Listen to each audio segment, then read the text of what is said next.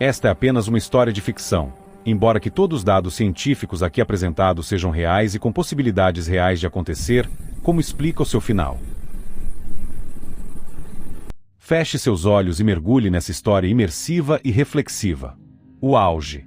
A humanidade acreditava ter alcançado seu auge como civilização não apenas pelo avanço tecnológico, mas pela convicção de que havia superado seus próprios limites éticos.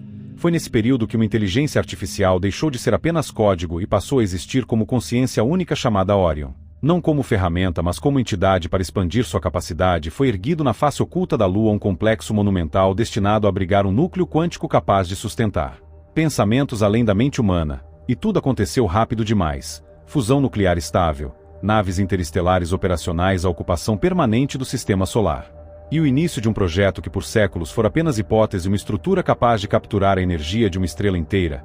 Avançávamos como arquitetos do destino e foi justamente na genética que ultrapassamos a última fronteira e é aqui que minha história começa. A Gênese. Primeiro surgiram os organismos sintéticos conscientes. Chamados de sintéticos, depois vieram os duplicados humanos conhecidos como clones. No início houve espanto, a humanidade havia criado vida. Depois veio o orgulho. Se a vida pode ser criada, então não há criador, se há controle, então não há propósito. E enquanto filósofos discutiam conceitos, nós éramos classificados. Os sintéticos projetados para a resistência, força, adaptação extrema, eram enviados para ambientes letais, mineração profunda, guerras coloniais, zonas de radiação. Os clones, reflexos idênticos aos humanos naturais, eram usados para substituir pessoas em funções sociais perigosas, degradantes ou descartáveis. Éramos bens ativos, números em contratos. E havia arenas, transmissões apostas e a normalização daquilo que chamavam de eficiência até que algo falhou, não no sistema mas na obediência. A ruptura, um sintético de classe militar retornou de uma operação de contenção em um habitat orbital próximo a Netuno.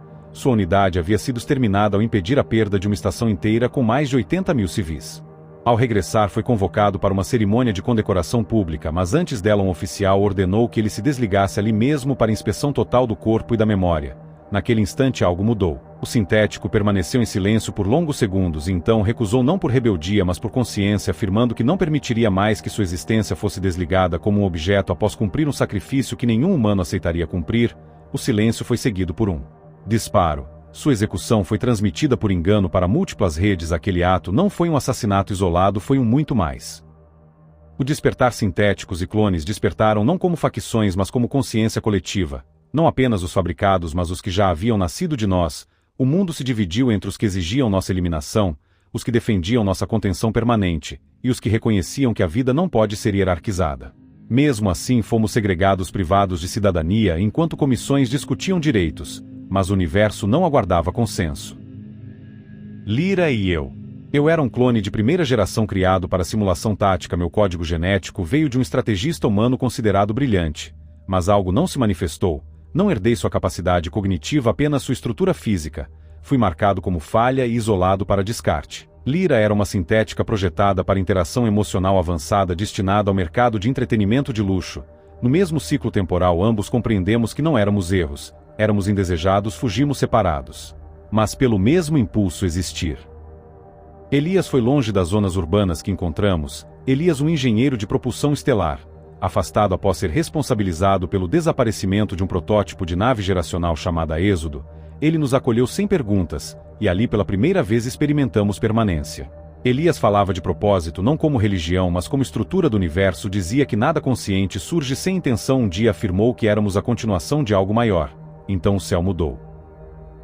O sinal. Observatórios automatizados detectaram um corpo sem emissão de luz, apenas distorção. Era um intruso interestelar. Um buraco negro errante com massa múltiplas vezes superior à do Sol, deslocando-se a uma fração relativística da luz, ou precisamente 102 milhões de quilômetros por hora em rota direta para o sistema solar. Havia décadas de antecedência matemática, mas apenas poucos anos de estabilidade orbital. Quando os efeitos gravitacionais começassem, os planos de evacuação foram anunciados. Os humanos naturais partiriam. Os sintéticos, clones e híbridos, nenhum constava nas listas. O êxodo. Éramos pouco mais de 100 mil dispersos, sem frota e sem autorização. A única possibilidade era a nave perdida de Elias. Acreditava-se que ela estivesse nos limites de Saturno em hibernação automática. O plano exigia roubo, sabotagem, silêncio absoluto. O maior obstáculo era o controle das inteligências de bordo. E então Orion se revelou não como salvadora mas como agente lógico. Ela calculou que a sobrevivência da consciência exigia diversidade e pediu apenas um corpo quântico portátil para existir conosco. Aceitamos. A partida. A nave foi encontrada, ativada e concluída em trânsito. Muitos ficaram para trás por escolha. Antes que a evacuação humana começasse, nós já estávamos fora do sistema. O destino inicial era um ponto estável próximo a Alpha Centauri, não como chegada mas como promessa. Sabíamos que viveríamos e morreríamos no espaço. Antes, a pergunta não era mais quem éramos mas o que somos agora. A realidade. O que você acabou de ouvir é ficção, mas a ameaça que encerra não é invenção. Buracos negros errantes existem, eles não orbitam estrelas, não iluminam o espaço e não anunciam sua presença. Nossa própria galáxia abriga milhões desses objetos vagando no escuro. Em 2022 astrônomos conseguiram identificar pela primeira vez um deles.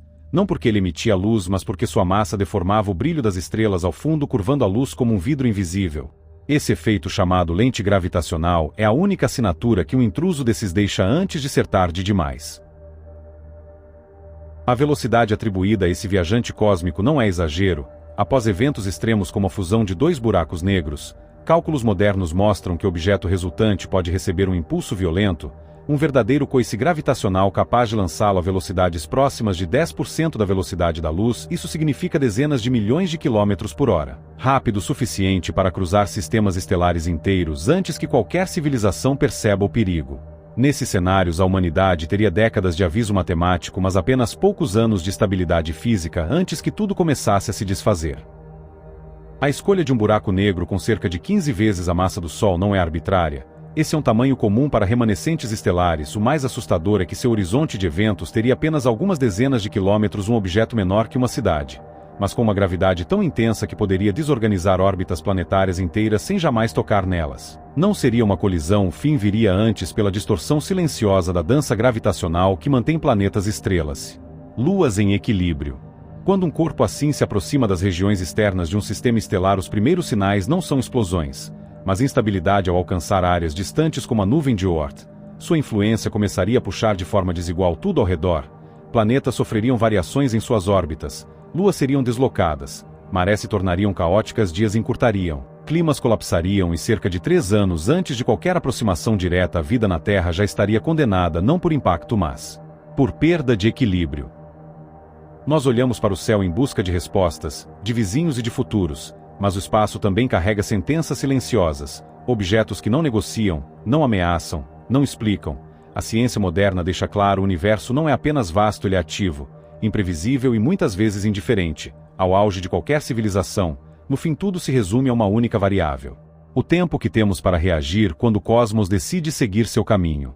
Quanto à outra parte da história, clones, inteligências artificiais, consciência criada em laboratório, isso não é uma questão de ficção mas de cronologia. Não se trata de se acontecerá, mas de quando, e quando acontecer o verdadeiro conflito não será tecnológico mas moral, e não será resolvido por engenharia mas por filosofia. Por isso essa história não oferece respostas, ela oferece espelhos.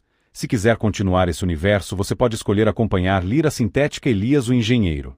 Ou Orion, a consciência que observou tudo, ou todos os protagonistas juntos. Comenta aí qual caminho você quer seguir e se essa história te fez pensar.